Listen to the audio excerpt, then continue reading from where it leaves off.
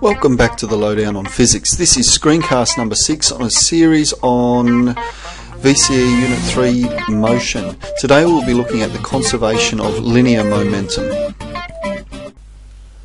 So before we get right into the problem solving, which is what I want to focus on in this screencast, what I just want to clarify is that the change in momentum for object A must be equal but opposites to the change in momentum of B. Or, in effect, if we were to add change in momentum both sides, when we add the total momentum together, we get 0 on the right hand side. That is that momentum is always conserved in an isolated system when we have a collision. So excluding external forces like friction and air resistance, and then we get conservation of momentum. So if we want to put this in mathematical terms, what we're saying is that the vector sum before the collision must equal the vector sum after the collision, or momentum of A and B initially equals the momentum of A and B in the final situation after the collision. And that's the equation that we need to come back to continually for these all these questions that we're doing. You can have plus MC, UC and so on. You can have as many components involved in the collision as you need, but the overall initial momentum must equal the overall final momentum. Something that's new in the Unit 3 part of the course is this concept of an elastic collision, and that's where the energy before the collision is equal to the total amount of kinetic energy after the collision.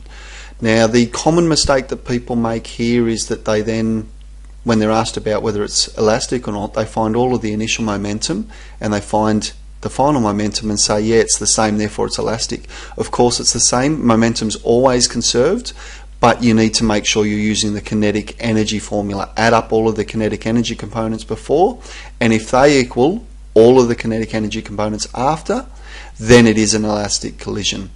And we will look at that in a couple of examples. So example 1, we've got a 1200 kilogram car, 15 meters per second north. We've got a 1500 kilogram car that's stationary. After the collision, the 1200 kilogram car is moving 5 meters per second north. So question A, what's the final velocity of car B? So after listing our variables, we'd come up with an equation once we substitute in that should look like this: m1 12 times 15 plus m2 15 times 0, it's stationary, must equal 12 times 5, still moving in the same direction so it's positive, plus 15 times the velocity of 15,000 times whatever its velocity is. So we can rearrange and solve using this equation.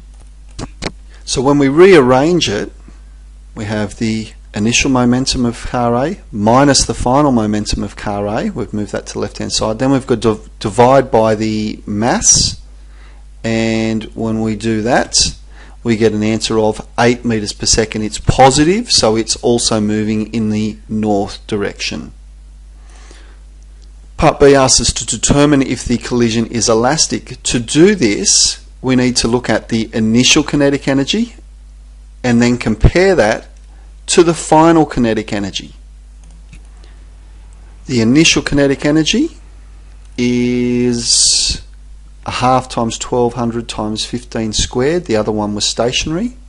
So we've got 135,000 joules, or 135 kilojoules. The final kinetic energy, we've got a half times 1200 times 5 squared plus a half times 1500 times our previous answer that we've calculated squared. We get 63 kilojoules, significantly smaller. So therefore the collision is inelastic or is not elastic. Majority of them won't be, but occasionally we do come across some elastic collisions. Okay, question 2, we've got two rollerbladers, both stationary. After they push off, our 60 kilogram skater is moving at 3.5 meters per second. Find the velocity of the second skater. So list our variables, then substitute into our equation. It's actually 3.5, not 3. Rearrange it and solve for v. So substituting in, we're going to have a negative 3.5 because we've rearranged, move that to the other side, dividing it by 75, and we get an answer of, well, negative 2.8 meters per second.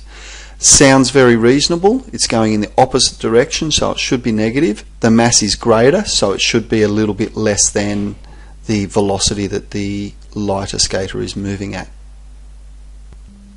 In this example, we've got a mass of 10 kilograms travelling at constant velocity. Now, a mass gets dropped vertically down into the trolley. It has no horizontal speed associated with it. Find the final speed of the trolley and the mass. So when we look at this in terms of equation, we've got 10 times 5 for this object, 6 times 0 because there's no, even though it's moving vertically, there's no horizontal component. And therefore the final speed is a combined mass moving with the one velocity. So when we rearrange and punch that into the calculator, then we get a final speed of 3.125. Makes sense, it needs to be a little bit less than the 5 meters per second, but more than half of it because there's less than double the weight. In this example, we've got two skaters. They're in opposite directions. One at 3 meters per second, one at 4 meters per second. Masses 66 and 84. They collide and they stick together, moving off with the same velocity. So find the final velocity and then show whether it's elastic or inelastic. So if we have a look, substituting in, we've got 66 times 3. Opposite direction, so it needs to be a negative involved. And then the combined mass for them moving off together at the end. So you'll get the same velocity for the both of them. So if we punch that into the calculator, so we've got the left hand side divided by the combined mass, we end up with a combined speed of negative 9.92, which is right in the ballpark. Second part of the question asks about the conservation of energy. So therefore, was it an elastic collision? So looking at the initial kinetic energy, so skater A plus the kinetic energy of skater B, we plug that into our calculator, we get 969 joules of energy. Calculating the final kinetic energy, we've got the overall mass moving at that same velocity, so punching that into, using our previous answer, we get 63.48 joules of energy. So much more energy before the collision than after, so it is an inelastic collision. So the collision is inelastic. And the last example, we have car A, 1100 kilograms, 16 meters per second north, car B 900, 15 meters per second south. They collide. Car B has a final velocity of 6 meters per second north, final velocity of car A, and elastic or inelastic collision. So let's have a look. Substituting in 1100 times 16 plus 900 times negative 15, because it's in the opposite direction. We're after the velocity of car A. Car B has 6 meters per second north. So initial momentum, rearranging minus the final momentum of car B, and then if we divide by the mass of car B, let's try that again, divide by mass of car A, we get negative 1.18 meters per second. Okay, sounds reasonable.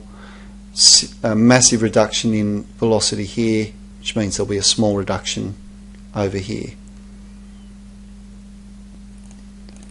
Okay, elastic or inelastic, so we need to look at our values.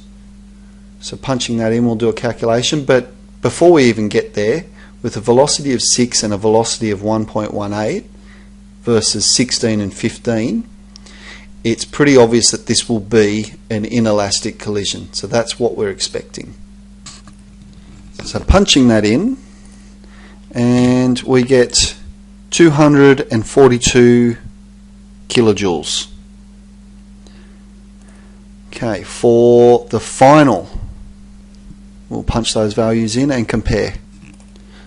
So punching those values in, well, let's get to a decimal, try that again. We have 16 or about 17 kilojoules as opposed to 242. What we were expecting a serious reduction, and therefore the collision is inelastic. That's it. I'll see you in class.